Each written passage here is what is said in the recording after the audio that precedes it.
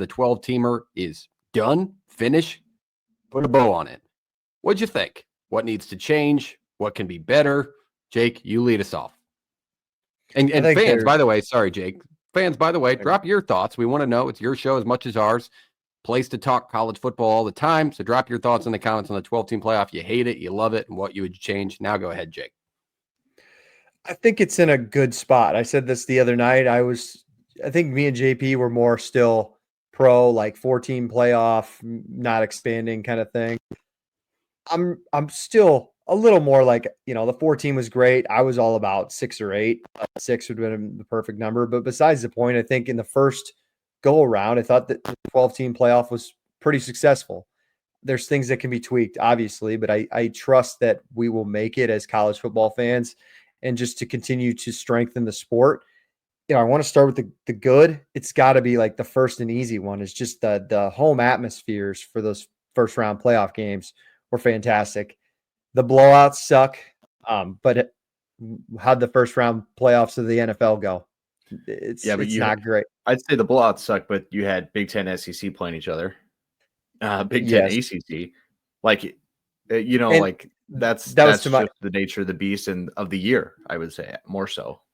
I think that the first round playoff blowouts is correlated to the auto buys. If we want to go with the bad side, those are my first two, good and bad.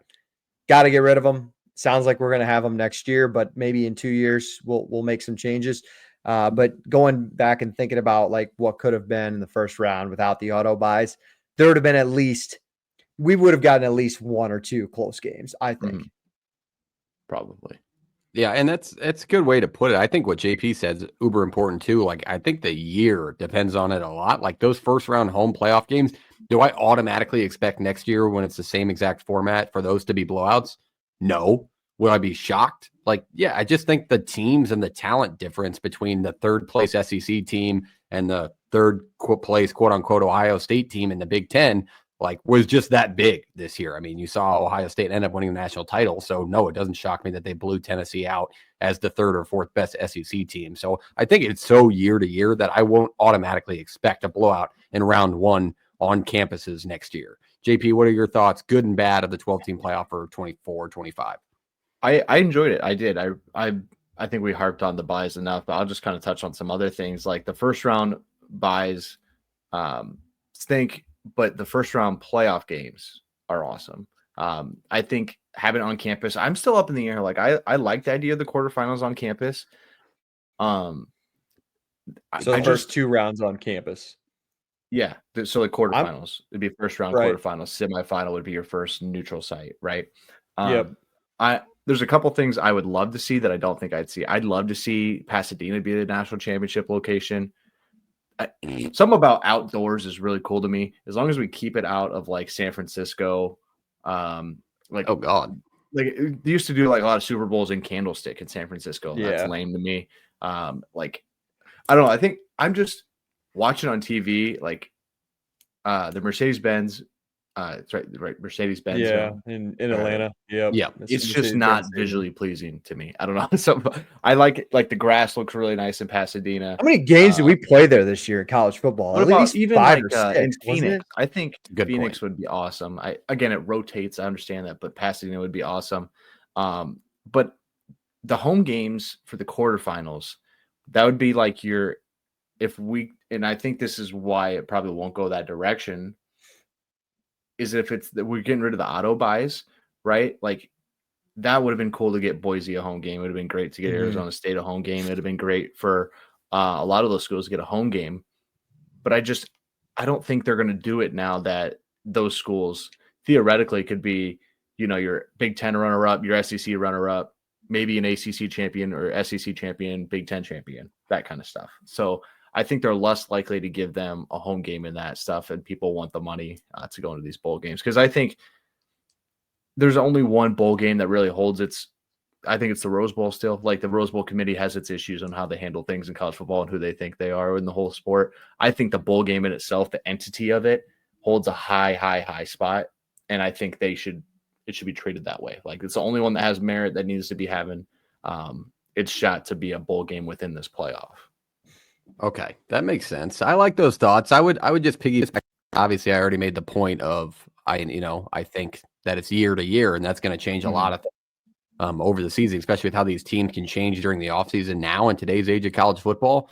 But I think when what I wanted the 12 team for, I was always an advocate for a bigger playoff because I was tired of 13-0 Cincinnati getting left out, a 12-0 UCF getting left out, things like that. We got to see Boise State in the mix. And I would say whether it was a first round game or not, it wasn't a first round game, but they competed. Like that Boise State game, they got beat by a good Penn State team that had almost, was a couple plays away from playing for a national title. But like that's just what I wanted to see. I wanted those smaller schools to get the opportunity to put their product on the national Imagine stage. if they could have hosted SMU, like how much more fun that would be. Right. What about this would have been? This is kind of off topic, but it's not because we've discussed it a lot. How well does that Coastal team do that year that Parks was just adamant needed to be in 2020 that playoff? Coastal? Yeah. Or how well does that Cincinnati team do that played Alabama? Or BYU that year? Yeah. I mean, that 2020 year I think that Cincinnati team, the first one, got a real shot. Like I don't know. Again, that's they're being like, oh, Penn State's just going to play conservative and a super, basic style of football. I think that Cincinnati team would have had a real shot at them. Like would have played really. We're talking about an everyday NFL starter, Desmond Ridder. Would have bowed up and been really good against the run. They had Sauce Gardner. They had a decent secondary with the all-star corner, and then they pretty solid offense, right? My boy Alec Pierce, receiver for the Colts. Yeah, like they were solid. I think they would have scared. They didn't have the superstar Ginty is, but nonetheless, because even when they lost a few of those pieces, got the playoff bid, played Alabama, that game wasn't like a blowout, just complete. No, they hung out.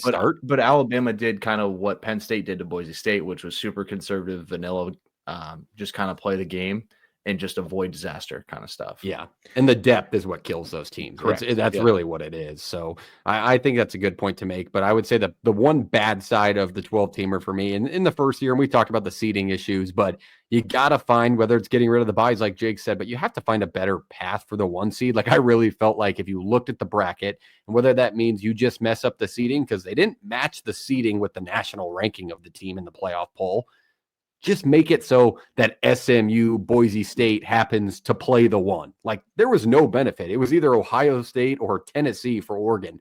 What the fuck is the benefit from being a 13-0 only undefeated in college football? Because I mean, Notre Dame had an easier path. Georgia had an easier path. Everybody on that bracket had an easier path than Oregon did. So they just kind of got, it was a little bit of a tough play for them, but I think they can fix that pretty easily by just seeding the teams, knowing that next year. So easy fix. But what did you guys think on that, the seeding?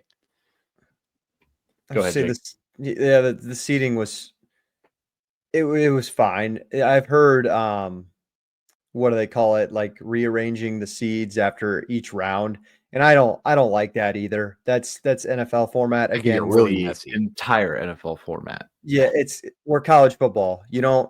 I compare it to March Madness a little bit. Like you don't reseed it in the March Madness tournament. Keep it, in collegiate sports, like keep it similar that route. But it was just the poor draw, and Oregon wouldn't have gotten Ohio State or Tennessee had, again, we go back to the bye situation because just it would have been shifted around and Oregon wouldn't have had to run into either of those teams. What would you rather have them do? Play the winner of the 5 and 12? The 1 plays the 5 and 12? No, it's got to beat something good anyway. It just felt like Texas had SMU, Penn State had Boise. Like these first round matchups just felt like such an easy path. And then here comes Oregon with Tennessee, Ohio State, 2 perennial brands in college football. Like it just felt like they got, and it could be what you're saying, in college basketball, when you make March Madness, sometimes you just get a bad region. Sorry. And then I was going to say too they made the bed with the seeding. And what were you going to do? Put Ohio State as a 10 seed because you didn't want Oregon to play Ohio State in the second round. But it's like Ohio State was legitimately the 8th ranked team out of those bottom 4 after you did the buys. So you had to put them there. You put that there that the 8 and 9 would play the 1. So it's just kind of the bed you made for the College Football Playoff Committee. All right. let's leave that there. That's the 12-team discussion. We'll talk about that format as things change and they, edit things or just talk about it going forward, because I'm sure we'll have some news throughout the offseason, which we will cover like we do everything else college football.